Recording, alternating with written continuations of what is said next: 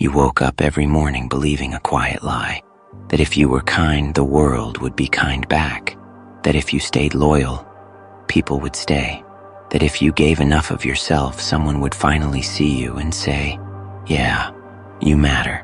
That lie was never yours. It was planted. You were taught that decency guarantees safety, that goodness earns protection, that sincerity buys you immunity. It doesn't. The world doesn't reward people for having a good heart. It tests them to see how much they'll endure before they break. And you endured a lot. You dragged yourself through days on empty, telling yourself to be patient, to stay hopeful, to trust the process. You waited for things to turn around while your energy leaked out quietly. You waited for apologies that never came, for effort that never showed up, for people to suddenly become who they pretended to be in the beginning. But nothing changed, except you. Your patience thinned, your optimism cracked, your silence grew heavier. Nobody told you this part. Waiting doesn't make you noble, it makes you predictable, and predictable people get used. You thought breathing was enough to deserve kindness, thought showing up was enough to earn loyalty, thought loving deeply meant someone would love you back the same way.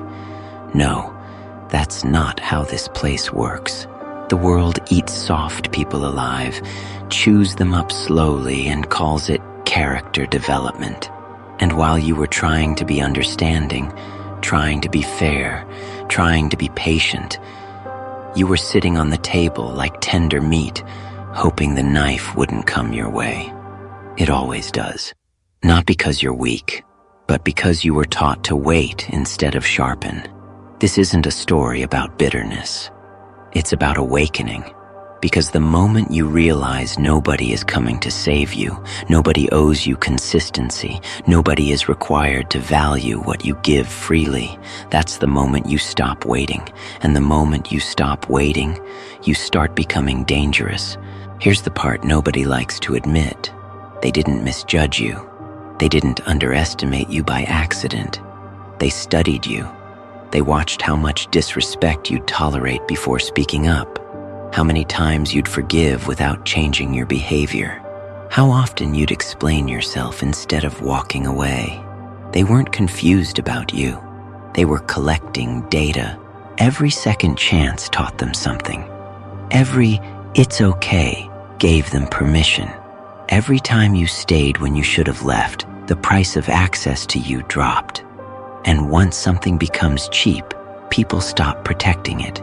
You gave consistency, they gave uncertainty, you gave loyalty, they gave mixed signals, you gave presence, they gave excuses and called it being busy. And here's the ugly truth. Some people don't respect effort, they exploit it. They learn that you'd be there even when it cost you peace, that you'd rationalize their behavior instead of confronting it, that you'd blame yourself before questioning their intentions.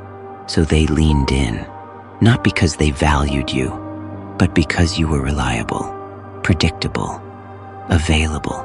Then something shifted. You started improving, moving differently, pulling energy back. And that's when the tone changed. Because people don't hate your pain, they hate your progress. Your growth exposed the imbalance. Your silence exposed their dependency. Your detachment exposed how much they were taking without giving. That's when resentment crept in, not because you did anything wrong, but because you stopped being easy to control. They don't want you broken. They want you beneath them, strong enough to support them, weak enough to never outgrow them. And the moment you stopped fitting that role, you became a problem. That's how they really see you, not as someone they misunderstood, but as someone who finally stopped playing their part. You thought heartbreak meant something went wrong, that betrayal was a glitch, that being used, lied to, discarded was some rare injustice meant only for you. It wasn't. It was initiation. This is the part nobody warns you about. The fire doesn't show up to punish you. It shows up to strip illusions. Everyone who refuses to live small meets it. Everyone who chooses growth pays the same price. Everyone who steps out of comfort bleeds first. There is no bypass. You don't evolve by staying safe. You don't harden by being protected. You don't become dangerous by being liked. You become dangerous by surviving what was meant to end you. That fire you keep trying to avoid, that's the forge. And every time you tried to go around it, every time you begged for peace instead of power, every time you stayed where you were disrespected just to feel chosen, life shoved you back toward the flames. Because soft skin doesn't survive impact. You weren't meant to come out gentle. You were meant to come out tempered. This is where most people quit. They call it bad luck. They call it trauma. They call it unfair. And then they stay the same forever. But you didn't. You walked through betrayal with your jaw clenched. You learned what silence costs. You learned how cold people get when they no longer need you, and instead of breaking, you adapted. Pain sharpened you, rejection disciplined you, loss taught you precision. You stopped asking why me and started asking what now. That's the shift, because the fire never ends. There will always be another disappointment, another fake friend, another door that closes without explanation. But the difference is this: the fire doesn't hurt as much once your skin changes. You don't walk through it screaming anymore. You walk through it observing, calm, alert, learning. That's when people stop recognizing you, because you're no longer emotional about things that used to destroy you. You don't react, you assess. You don't chase, you reposition. And suddenly, the same fire that once terrified you becomes the thing you stand inside, unmoved. That's when they realize something went wrong. They expected ashes. They created steel. And steel doesn't ask permission to exist. They didn't fear your anger. They feared what came after it. Because anger can be provoked. Anger can be redirected. Anger can be manipulated. Silence can't. When you stopped reacting, they didn't feel relief. They felt exposure, no explanations, no emotional outbursts, no long messages trying to be understood, just absence. And absence is unbearable to people who built their sense of worth on your availability. They called you sensitive when you still cared, weak when you chose peace, unstable when you finally snapped. But the moment you went quiet, that's when panic set in. Because silence removes leverage. You weren't arguing anymore. You weren't defending yourself. You weren't correcting the lies. And without your reactions, their narratives collapsed. They started filling the gaps with fear. Why aren't they responding? Why aren't they explaining? Why do they look so calm? People who rely on chaos can't function without feedback. They need emotion to feed on. They need resistance to feel powerful. You gave them nothing, and nothing is louder than anything you could have said. Your silence forced them to sit with their own behavior, forced them to replay conversations without your voice softening the truth, forced them to hear the disrespect clearly for the first time. That's why silence terrifies manipulators. It turns the mirror back on. No distraction, no noise, no escape. They tried to provoke you, tried to bait a reaction, tried to pull you back into old patterns. But you didn't bite. You learned something dangerous. You don't need to be understood to be free. You don't need to be liked to be respected. You don't need closure from people who benefited from keeping you confused. And once you realized that, the balance shifted. Your calm became unsettling. Your distance became threatening. Your restraint became dominance. They weren't scared of losing you before. They're scared now because they can feel you detaching. And detachment isn't coldness. It's clarity. It's the moment you stop negotiating your worth, the moment you stop explaining your boundaries, the moment you stop chasing people who only move when you pull away. Silence didn't make you weak. It made you unreachable, and people only fear what they can no longer control. Here's the truth nobody warns you about early enough. Being a good person doesn't protect you. It marks you. It tells predators exactly where to aim. You thought kindness was armor. You thought loyalty was a shield. You thought honesty would earn you honesty back. That's a fairy tale told to people who haven't been bled yet. Because the world doesn't reward goodness, it tests it. And the ones who fail that test don't get punished. They get promoted. People learn very quickly who they can drain without consequences, who will forgive without change, who will stay even after disrespect. And once they learn that about you, they don't feel gratitude. They feel entitlement. They stop asking. They start assuming. Your patience becomes expected. Your understanding becomes mandatory. Your presence becomes background noise. That's why the people who hurt you the most often act confused when you leave. I didn't think it was that serious. I didn't know you felt that way. You never said anything. You did. You just didn't scream. And here's the part that stings the hardest. Some people don't want love. They want access. Access to your energy, your stability, your emotional labor, your forgiveness. They don't want connection. They want a buffer against their own emptiness. And the moment you stop supplying that buffer, you're labeled cold, selfish, changed. Not because you became worse, but because you became inconvenient.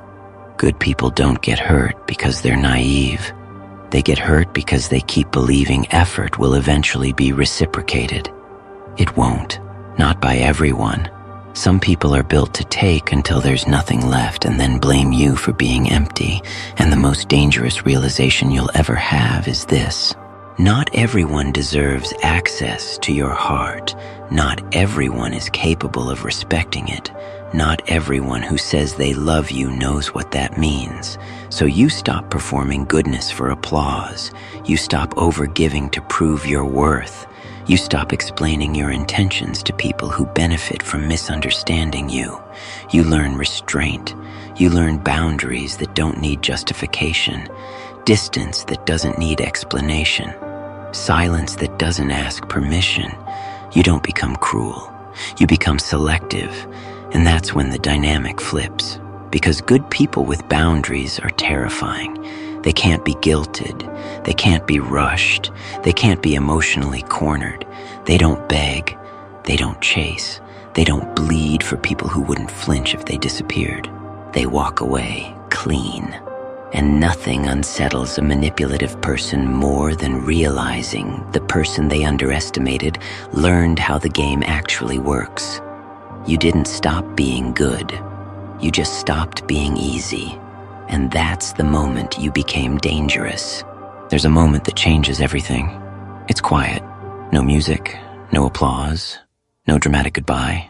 It's the moment you stop asking why they changed, why they left, why they lied, why you weren't enough for them. Because the truth finally lands. It was never about you. And the second that clicks, something in you hardens, not into bitterness, but into precision. You stop reacting emotionally. You stop explaining spiritually. You stop hoping romantically. You start moving strategically. This is where you become dangerous. Not loud dangerous, not reckless dangerous, but calm dangerous. The kind of dangerous that doesn't post, doesn't threaten, doesn't announce. You don't disappear to punish them. You disappear to protect yourself. Your phone gets quieter, your circle gets smaller, your standards get higher, and suddenly people feel it. They can't reach you the same way, can't provoke you the same way, can't guilt you the same way, because you stopped negotiating your worth. You stopped offering emotional discounts, stopped explaining your boundaries, stopped justifying your distance. You learned something most people never do. Peace is power. And peace requires discipline. Discipline to wake up when you don't feel like it. Discipline to work when no one is watching. Discipline to say no when the old you would have said yes just to feel chosen. You replace chaos with routine. emotion with execution, pain with purpose. And that's when the shift becomes permanent. You don't heal loudly. You don't glow up for revenge. You don't prove anything. You just become. Your silence gains weight. Your presence changes temperature. Your absence leaves dents. People start noticing without understanding why. They seem different. They're cold now. They changed. You didn't change. You evolved. You learned that access to you is a privilege, not a right. That loyalty is shown, not spoken. That love without respect is just control in disguise. And now, you move with intent. You don't chase conversations. You don't entertain confusion. You don't revisit places that drained you. You build quietly, relentlessly, unapologetically. And the real power? You're no longer angry. Anger needed them. Anger wanted validation. You don't. You're focused. And focus is lethal because while they're replaying old arguments, scrolling your name, wondering why you don't react anymore, you're stacking habits, stacking wins, stacking distance. You don't want revenge. You want irreversibility. A life so aligned, so disciplined, so locked in that even if they wanted to reach you, they couldn't. That's untouchable. And once you get here, there's no going back. They always come back. Not immediately. Not when you needed them. Not when it mattered. They come back after. After you stopped reaching out. After you stopped explaining. After you stopped reacting. Because people don't miss your presence. They miss the access. They don't miss you when you're loyal. They miss you when you're gone. They didn't feel your value while they had it. They felt it when it became unavailable. That's when the messages start. Casual at first. Hey, how have you been? Just checking in. Hope you're doing well. No accountability, no apology, no ownership. Just curiosity mixed with fear. They're not reaching out because they've changed. They're reaching out because you did. Because they can feel the shift. Your energy isn't chasing anymore. Your tone isn't open anymore. Your presence doesn't lean toward them.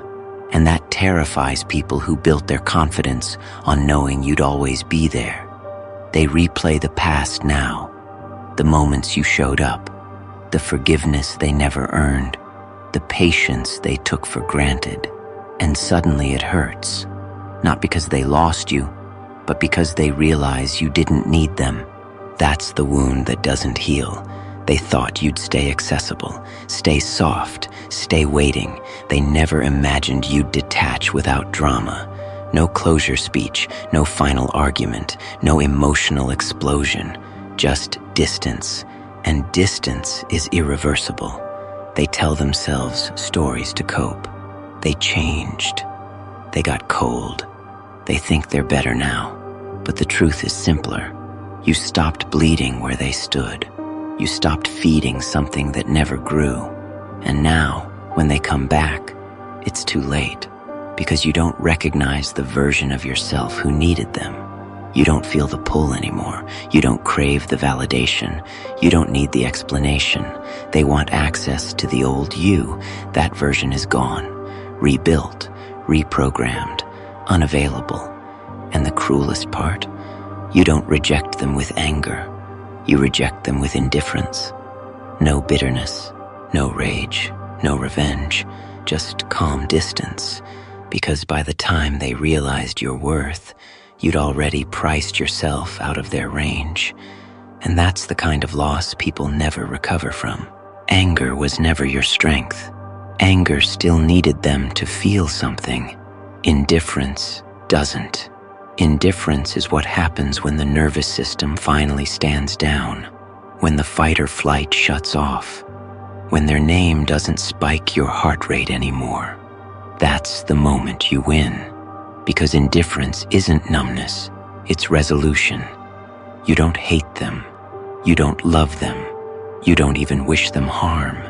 They simply don't register, and that absence of emotional charge is what terrifies people the most. They can handle your anger. They can manipulate your sadness. They can exploit your hope. They cannot touch indifference, because indifference means they no longer have a role in your internal world.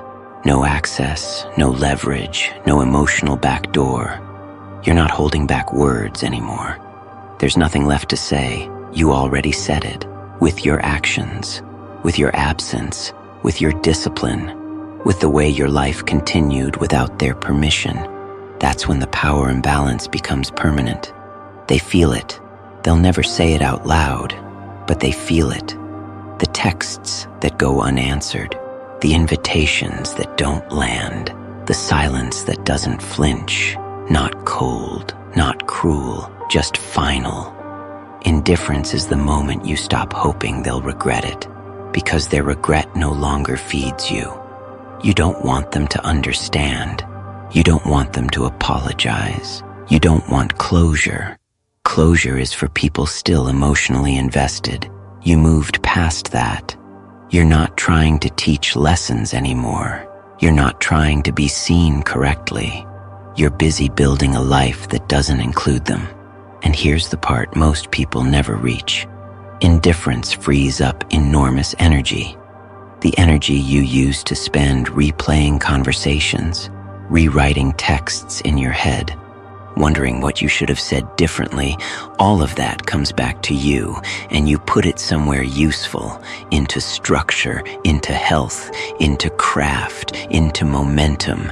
You stop asking why they did it and start asking, what am I building next?